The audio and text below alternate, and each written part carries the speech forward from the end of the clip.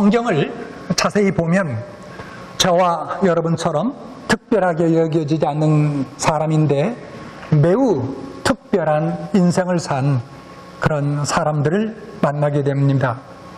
평범한 사람이었지만 비범한 인생을 살았던 사람들이 있다라는 것입니다. 그 중에서도 특별히 만약에 한 부부를 저보러 선택하라고 한다면 저는 서심없이 누구보다도 오늘 본문에서 보게 되는 아굴라와 그리고 브리스길라라는 이 부부를 선택할 것입니다. 사실 신구약 성경을 보면 여러 훌륭한 부부들이 소개되고 있지만 이 부부는 어떤 부부보다도 많은 면에 있어서 우리에게 가장 가깝게 여겨지고 그리고 또 우리의 삶에 정말 귀중한 신앙의 귀감이 되는 그러한 영적 교훈들을 주고 있는 그러한 부부라고 생각이 됩니다. 신약 성경에 이 부부에 대한 언급이 6번이나 반복해 나타나고 있습니다. 그런데 특징은 뭐냐면 이 두 사람이 항상 그 이름이 같이 나온다라는 사실입니다. 세 번은 오늘 읽었던 사도행전 18장에서 언급이 되고 있고요. 그리고 나머지 세 번은 바울 사도가 쓴 서신서 속에서 기록되어 있습니다. 사도행전은 이미 우리가 읽었기 때문에 제어놓고 바울 서신을 통해서 기록된 말씀을 같이 한번 보겠습니다. 로마서 16장 3절과 4절 말씀인데 3절과 4절 같이 한번 읽겠습니다. 시작. 너희는 그리스도 예수 안에서 나의 동역자인 브리스가와 아굴라에게 문안하라. 그들은 내 목숨을 위하여 자기들의 목까지도 내어놓았나니 나뿐 아니라 이방인의 모든 교회도 그들에게 감사하느니라. 얼마나 귀중한 저들에 대한 평가의 말입니까? 그 다음에 또 그 다음 말씀이 있습니다. 여기 고린도전서 16장 9절 시작. 아시아의 교회들이 너에게 문안하고 아굴라와 브리스가와 그 집에 있는 교회가 주 안에서 너에게 간절히 문안하고. 여기 말씀도 들어있죠. 아굴라와 브리스길라. 근데 저들 집에 뭐가 있다고요? 저들 집에 교회가 있다라는 것이죠. 아굴라와 브리스길라가 저희 집에 교회를 개척했다라는 그런 말입니다. 자, 그 다음에 또 디모데후서 4장 19절 보겠습니다. 시작. 브리스가와 아굴라 및 오네시모보로의 집에 문안하라. 자, 여러분 사도행전 18장과 그리고 로마서, 고린도전서, 디모데후서에서 항상 이 부부들의 이름이 같이 등장해서 기록되고 있다는 것입니다. 여러분, 하나님의 책에 한 번 내 이름이 언급되기도 쉽지 않은데 6번씩이나, 그것도 한결같이 긍정적이며 정말 칭찬하는, 자 봐라, 너희들에게 신앙의 모범이 되는 그런 사람들이 아니겠느냐라는 그런 의도로 바울이 이 말씀을 우리에게 전해주고 있지 않는가 생각이 됩니다. 자, 그렇다면 이제 이 부부의 삶과 사역을 통해 사역을 좀 더 가까이 관찰하면서 과연 우리가 본받아야 될 교훈이 무엇인가를 찾아보도록 하겠습니다. 오늘 본문에 보면 아굴라와 브리스길라는 물론 부부죠. 부부인데 남편은 본도에서 태어난 유대인이었다고 기록됩니다. 본도는 여러분 어디입니까? 지도를 보시면 오늘날 터키의 가장 위쪽 지역입니다. 그러니까 흑해와 만나는 터키의 가장 위쪽 지방이 본도였습니다.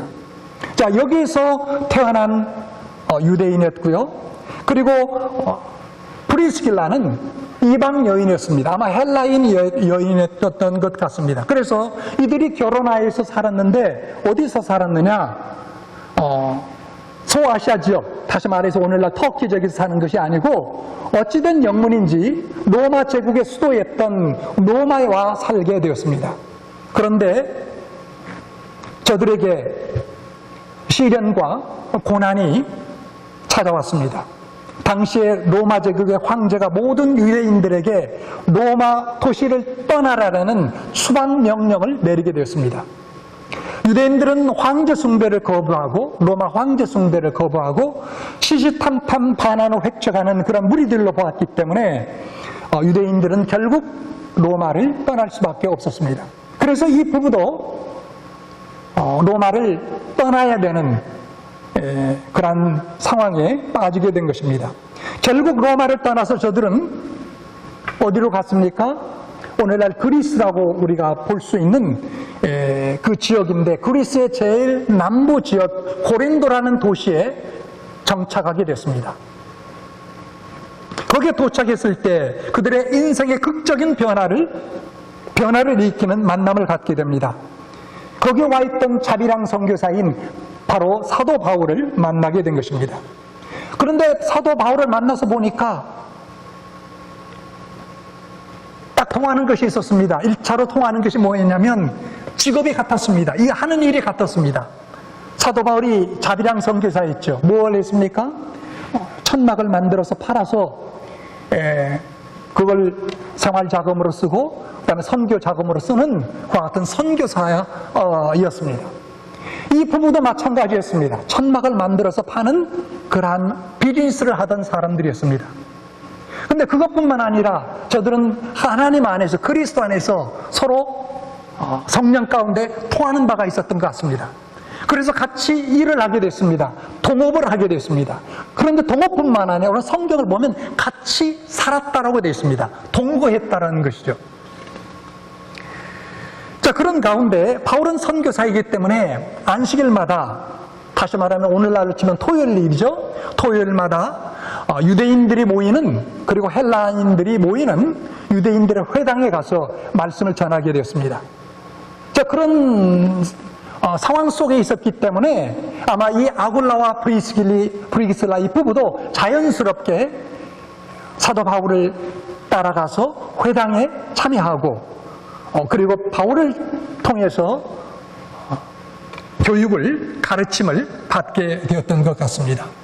그리고 난 다음에 저들은 바울을 통해서 구원 없는 신앙을 깨닫게 되고 그것을 확보하게 된 것 같습니다.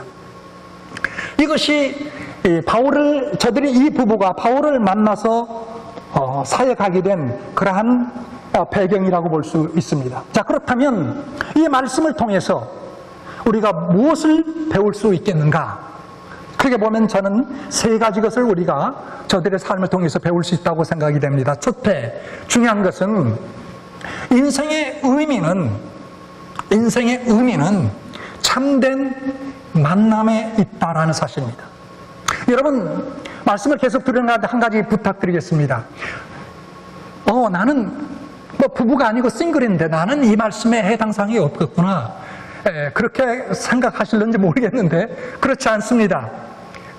물론 부부에 관한 내용이지만 근데 개인적으로도 얼마든지 적용하고 또 이 말씀을 우리 삶 가운데 은혜를 우리가 간구하고 또 교훈을 얻을 수 있는 그와 같은 말씀이라고 생각이 됩니다. 그렇기 때문에 여러분 돌싱이든 아니면 부부든 간에 활짝 마음을 여시고 이 말씀을 경청하여 은혜를 받게 되기를 바랍니다.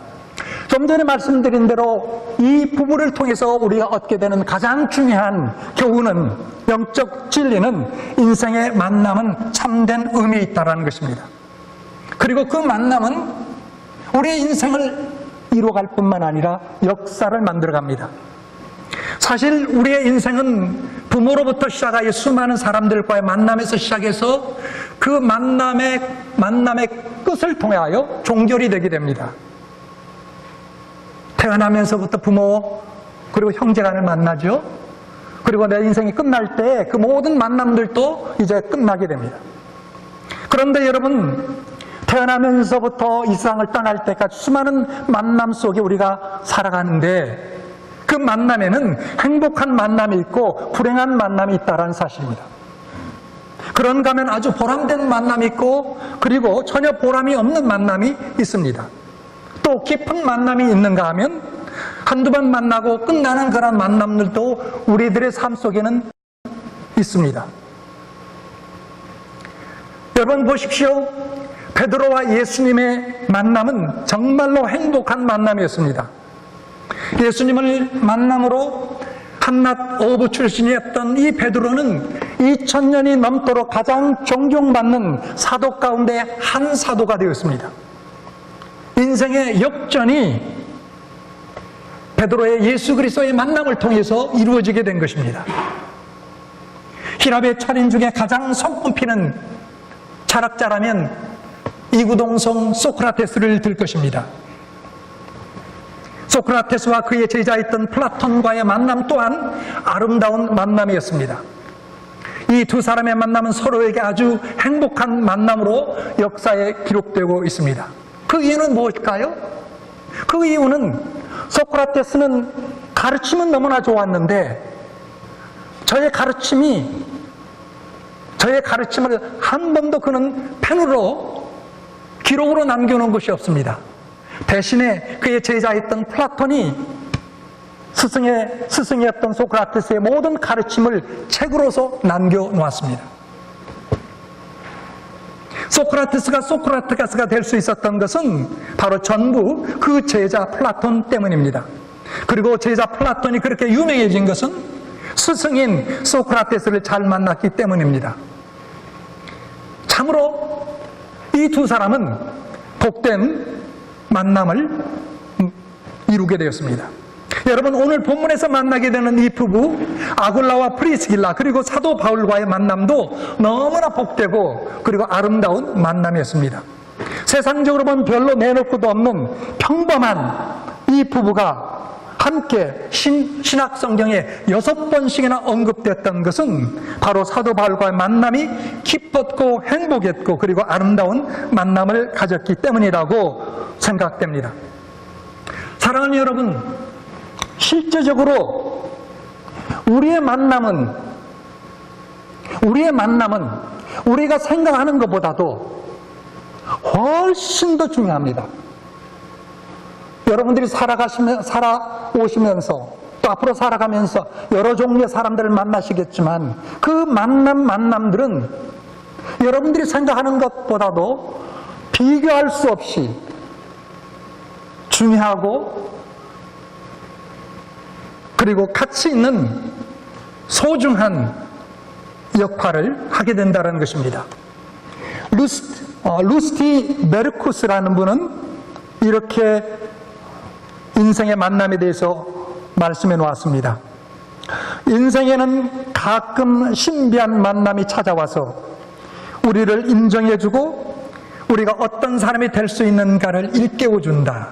그리하여 우리가 가진 큰 가능성이 비로소 빛을 발하기 시작한다. 얼마나 동감이 되는 말씀입니까? 내가 아무리 좀 부족한 사람일지라도 내 환경이 아무리 어렵다 할지라도 정말 내 인생에 꼭 필요한 사람을 만났다면 인생의 역전들이 이루어지는 것을 우리는 수없이 보고 경험하지 않습니까? 여러분, 인간은 나와 너와의 인격적인 만남이 가능한 관계에서만이 사람답게 그리고 아름답게 그리고 가치 있게 그리고 보람 있게 살게 될 줄로 믿습니다. 사실 신앙이라는 것은 무엇입니까? 신앙이란 거저 어떤 교리를 놓고 그 교리를 배우고 그것을 입으로 고백하는 것이 신앙입니까? 물론 그것도 한 부분이지만 정말 중요한 것은 만남, 관계지요. 하나님과의 나와의 관계, 그리고 이웃과의 나와의 관계. 사랑하는 여러분, 인생의 의미는 참된 만남에 있기 때문에 그 만남을 어떻게 소중히 가꾸고 그리고 이루어 나가야 될 것인가를 우리가 갖게 되는 그러한 지혜가 있어야 될 줄로 믿습니다.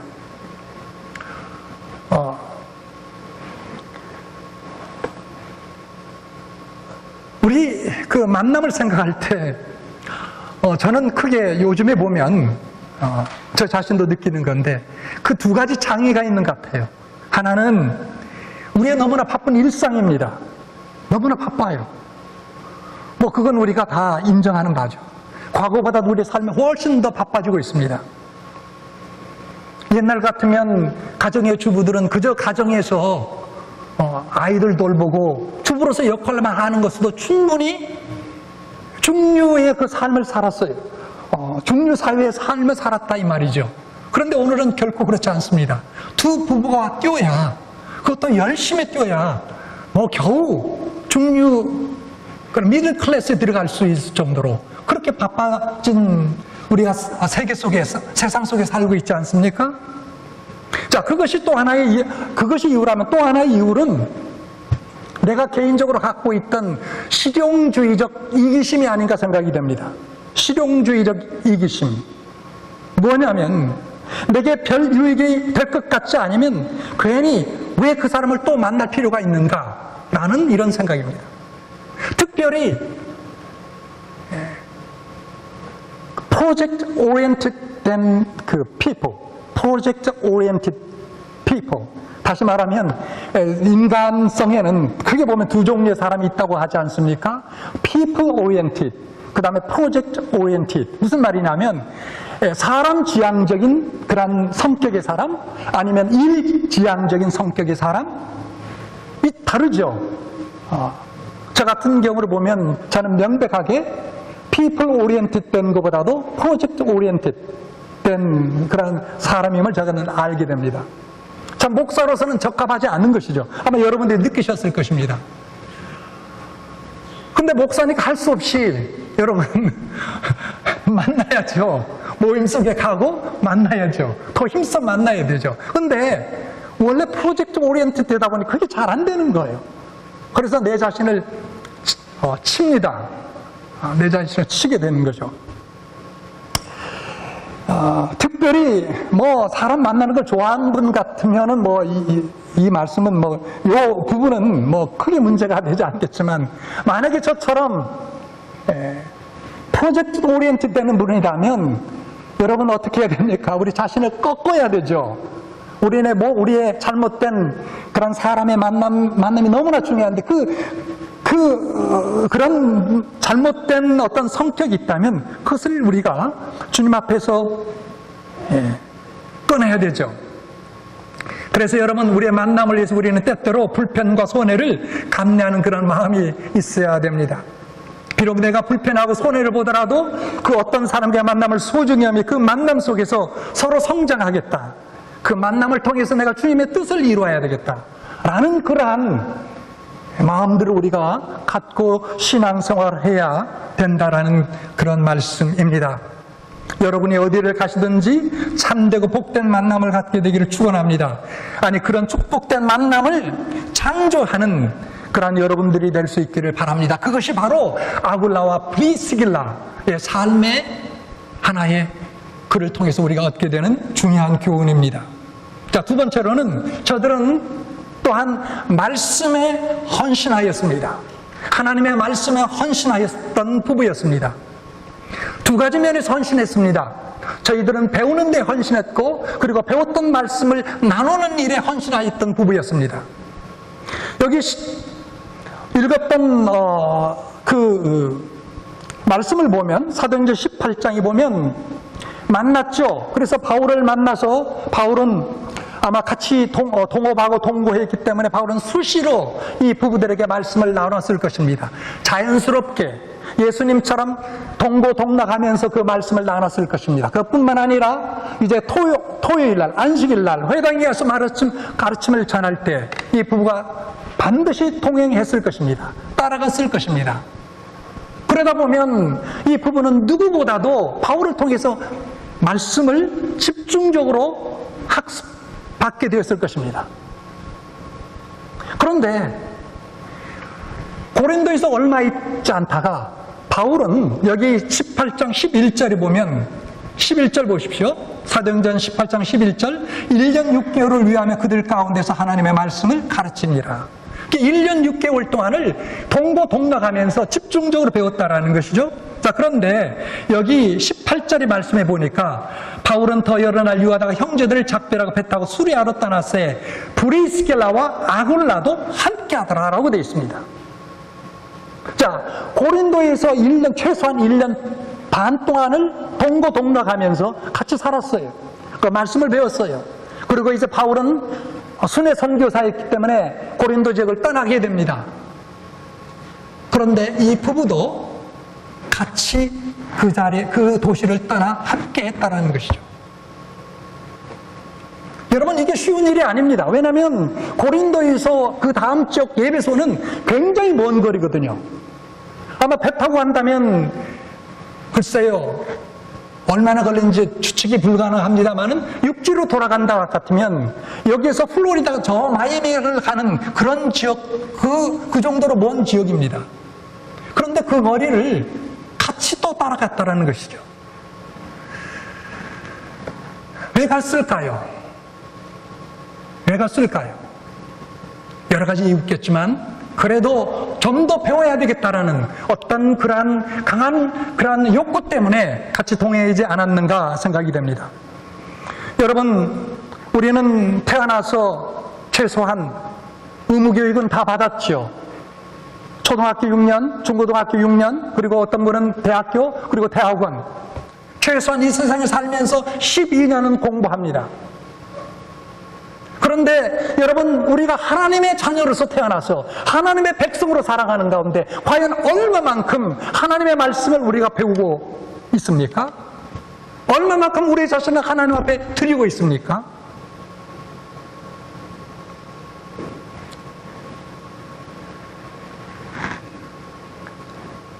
여러분 모두가 다 이 부부처럼 해야 된다는 것은 아니지만 교육자로부터 혹은 나보다 한 발 앞서간 사람들로부터 겸손한 마음으로 하나님의 말씀을 배우고 훈련받아야겠다는 그러한 고귀한 마음과 열정과 열의를 갖게 될 수 있기를 바랍니다. 어떤 분은 그래요. 나는 목사한테는 배우겠지만 뭐 같은 평신도 돼 내가 저 사람한테 왜 배워? 나는 목사 아니면 안 배울 거야. 뭐 이런 분들도 있는데 여러분, 그건 착각입니다. 하나님께서 목사를 통해서 여러분들이 가르칠 게 있고요. 그리고 같은 평신도지만 평신도를 통해서 여러분들이 가르칠 것이 또 따로 있다는 거예요. 에브라함 링컨, 미국의 16대 대통령, 그는 학교 교육을 전혀 받지 못했던 사람이었습니다. 그는 이렇게 고백한 적이 있습니다. 나는 오직 혼자 공부했다. 그러나 그 말도 있지만 또 이런 말도 있습니다. 들어보십시오. 나는 만나는 사람마다 교육의 기회로 삼았다. 나는 만나는 사람마다 교육의 기회로 삼았다. 여러분, 그는 이와 같은 좌우명을 갖고 살았던 사람이었습니다. 그는 모든 사람한테서 배우는 평생 학습자였습니다. 이것이 바로 그를 위대한 미국의 대통령으로 만들었고 미국의 역사의 흐름을 바꿔놓는 그런 위대한 인물이 될 수가 있었습니다. 사랑하는 여러분, 이 부부 그리고 예수님의 제자들은 학습을 통해 변화됐고 탁월한 인물들이 되었습니다. 우리는 주님 안에서 꿈이 있는 사람이 되어야 됩니다. 꿈이 있는 사람은 미래를 준비합니다. 자기를 끊임없이 개발하고 실력을 쌓는 그런 사람들입니다.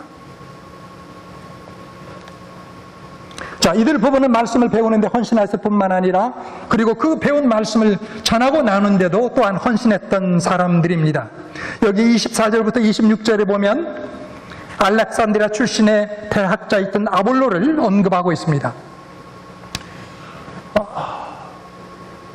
예배소에 도착해서 지냈는데 이제 얼마큼 지나다가 사도 바울은 이 부부를 예배소에 남겨놓고 떠났습니다. 오늘날 터키의 서쪽 해변가 도시죠.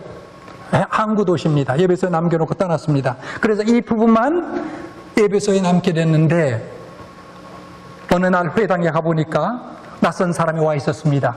멀리 아프리카 알렉산드리아에서 온 유대인 학자인데 대학자였습니다.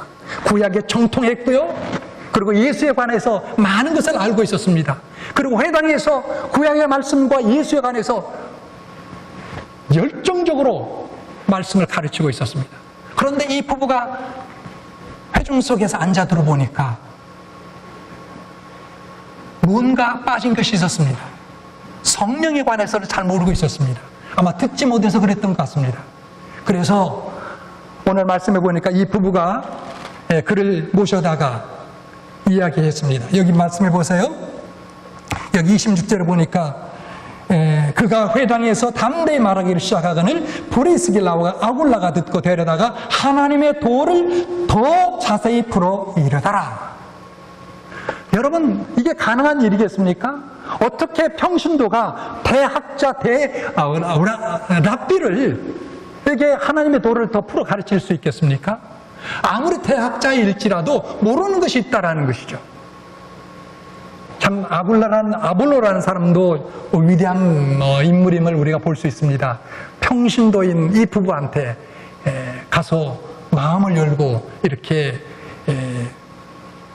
한 수 배웠다라는 것, 이건 보통 일이 아니죠. 하여튼 이 부부는 자기들이 알고 있는 그 말씀을 모르는 사람들에게 나누는 그러한 부부였습니다. 여러분 모두가 그렇게 될 수 있기를 바랍니다. 하나의 사과 속에 있는 씨앗은 누구든지 다 셀 수가 있습니다. 그러나 하나의 씨앗, 하나의 작은 씨앗 속에 들어있는 사과는 하나님 외에 누구도 셀 수가 없습니다. 이 부부가 아볼로라는 학자, 이 사람에게 하나님의 말씀을 도를 더 풀어 전함으로 말미암아 이 학자가 나중에 고린도로 돌아가서 고린도 도시에 있는 그 고린도 교회를 위대하게 목회를 했습니다. 그래서 사도 바울도 거기에 대해 언급하고 있죠. 고린도전 3장 7절에 보면 이렇게 바울이 이야기합니다. 나는 심었고 아볼로는 물을 주었고 오직 하나님은 자라나게 하시느니라. 이 평신도 부부에게 배운 그것으로 저는 고린도에 다시 돌아가서 목회를 탁월하게 하는 그러한 위대한 목회자가 됐던 것을 보게 됩니다. 그렇기 때문에 여러분, 이 부부를 통해서 우리가 말씀에 헌신하는 법을 배워야 됩니다. 배우는데 헌신이요, 그리고 내가 배웠던 그 말씀을 나 안에 갖고 끝나는 것이 아니라 그것을 나눌 수 있는, 적극적으로 나눌 수 있는 그러한 말씀의 나눔에 헌신이 필요하겠다라는 것을 우리는 보게 됩니다. 이제 마지막으로 세 번째, 이 부부는 교회 지도자와의 통역 관계에 있었습니다. 이들 부부는 성숙한 부부가 돼서 교육자의 도움을 받는 것으로 끝나지 아니하고 이제는 교육자를 도와주는 그런 부부가 되었습니다. 그래서 바울은 로마서 16장 3절에 너희가 그리스도 예수 안에서 나의 동역자인 브리스가와 아굴라에게 문안하라 라고 말씀하고 있습니다.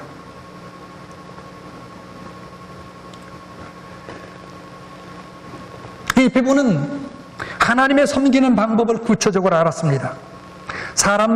하나님의 사람을 돕는 것이 바로 눈에 보이지 않는 하나님을 돕는 길임을 깨달았습니다. 여러분, 교회를 내가 위하여 봉사한다는 게 무엇일까요? 하나님의 나라를 위하여 내가 헌신한다는 게 무엇일까요? 여러 가지 일이 있을 것입니다. 우리 교회도 보면 주일날 보면 여러 가지 일들이 있죠. 부엌에서 하는 것, 또 안내위원으로 수고하는 것, 또 방송이나 영상으로 수고하는 많은 것들이 있을 수 있습니다. 그러나 여러분, 교회를 섬기고 봉사하고 하나님의 나라를 위해 하는 건 가장 중요한 것 중에 하나는 거기에 삶을 들여서 헌신하는 주의 종들에게 손발이 되어주시는 것입니다.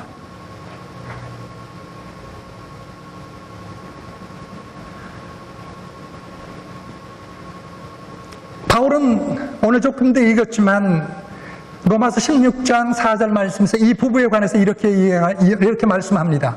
다시 한번 들어보십시오. 저희는, 이 부부죠, 저희는 내 목숨을 위하여 자기 목이라도 내어놓았나니 나뿐 아니라 이방인의 모든 교회도 저희에게 감사하느니라. 이 부부는 바울을 위하여, 바울의 목숨을 위하여 자기의 목숨을 내놓을 정도로 헌신하며 통역했다라는 것이죠. 생명관계였습니다. 사랑하는 여러분, 여러분들이 어느 교회를 택하든 여러분과 저, 그리고 만약에 다른 교회를 어떤 일이 있어 섬기게 된다면 그 교회의 목회자와 여러분의 관계는 생명관계에 있어야 됩니다. 그것이 하나님께서 우리에게 기대하시는 그러한 만남이요 관계입니다. 바울도 자기를 따르는 이 브리스가를 그리고 많은 그 성도들을 그런 자세로서 대우했습니다. 데살로니가서 2절 8절의 말씀에 보면 이렇게 되어 있습니다. 우리가 이같이 너희를 사모하여 하나님의 복음으로만 아니라 우리의 목숨까지 너희에게 주기를 즐가면 너희가 우리의 사랑하는 자가 됨이니라. 사랑하는 여러분, 저와 여러분의 관계가 어떤 관계여야 될까요? 하나님은 어떤 관계를 원할까요? 그냥 여러분들 교회를 내가 목회하면서 한 달에 한 번씩 월급 받아가는 그러한 존재로 머무를까요? 그리고 주일날 한 번 설교하는 그런 관계로 끝나는 것이 하나님께서 원하시는 것일까요? 그게 아니라는 것이죠. 여러분의 목숨을 지키기 위해서 내 목을 놓아야 되는 그런 관계. 마찬가지 하나님의 나라를 위하고 주의 몸된 교회를 위한다면, 그것을 위하여 내가 목회자가 헌신하고 있다면 여러분들도 여러분의 목숨을 내놓아야 되는 그러한 관계, 그 관계가 하나님께서 원하시는 관계다라는 것이죠. 여러분, 구약성경 보면 요나단과 다윗의 관계도 그랬습니다. 사무엘상 20장 17절 보면 요나단이 다윗을 사랑하기를 이렇게 사랑했다고 이야기합니다. 자기의 생명을 사랑함같이 그를 사랑함이었더라. 자기의 생명을 사랑함같이 요나단은 다윗을 사랑했습니다. 하나님을 섬기는 것을 너무 추상적으로 생각하지 마십시오. 구체적으로 여러분들이 속한 교회, 그것이 사랑과 진리 교회면 사랑과 진리 교회든 아니면 어떤 다른 교회든 간에 여러분과 목회자의 관계는 그러한 생명의 관계로 그게 되어야 됩니다. 그래야 하나님께서 쓰시는 거예요. 그래야 하나님께서 축복하시는 거예요. 그런 교회를 통해서, 그런 관계를 통해서 하나님께서 역사하십니다. 그런데 20세기는 그렇지 않아요. 오늘날 교회는 그렇지 않습니다. 그렇기 때문에 세상 속에서 교회가 힘을 잃고 복음이 전파되지 못하고 영원히 구원하는 그런 역사가 일어나는 것을 우리가 보기가 힘들어지게 됐습니다. 사랑하는 여러분, 말씀을 종결합니다. 아굴라와 브리스길라 또는 브리스길라 아굴라 부부는 가치 있고 행복한 삶을 살았습니다. 정치적, 사회적, 직업적 주의가 높아서가 아니고 높아서 가치 있고 행복한 삶을 산 것이 아니었습니다. 정치적, 사회적, 직업적 가치는 그 처지는 별로 좋지 않았습니다. 로마로부터 추방당하는 시련과 고난 가운데 있었습니다. 그러나 하나님은 저들을 위대하게 사용하셨습니다.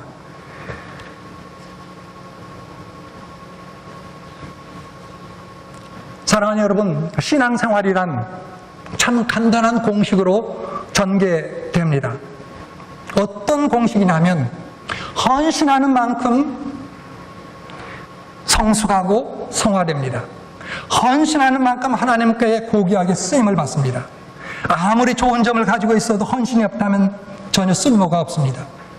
건강, 재물, 재산, 재능, 실력, 사회적 신분, 높은 학력, 기술, 지식, 그게 하나님 앞에 드려지지 않는다면 무슨 소용이 있겠습니까? 사랑하는 여러분, 이들 부부처럼 서로의 만남을 소중히 여기고 가꾸는 그러한 지혜의 삶을 살아가는 여러분 될 수 있기를 바랍니다. 말씀 앞에 헌신하십시오. 하나님의 말씀을 배우고 배웠던 말씀을 누구에게든지 적극적으로 나눌 수 있는 그러한 삶에 헌신하십시오. 그리고 하나님과 주님의 교회를 위하여 헌신하는 그러한 교회 지도자들과 통역하며 저들과 함께 또한 헌신하십시오. 저들의 이름이 성경책에 아름답게 기록되어진 것처럼 여러분들의 이름과 여러분들의 헌신과 그 삶과 그 사역이 요한계시록 20장에 기록된 것처럼 생명책에 기록될 것입니다. 장차 우리가 하나님을 만날 때 그 생명책을 펴놓고 하나님께서 여러분과 저희 삶을 평가하시고 영원한 상급으로 우리에게 부여해 주실 것입니다.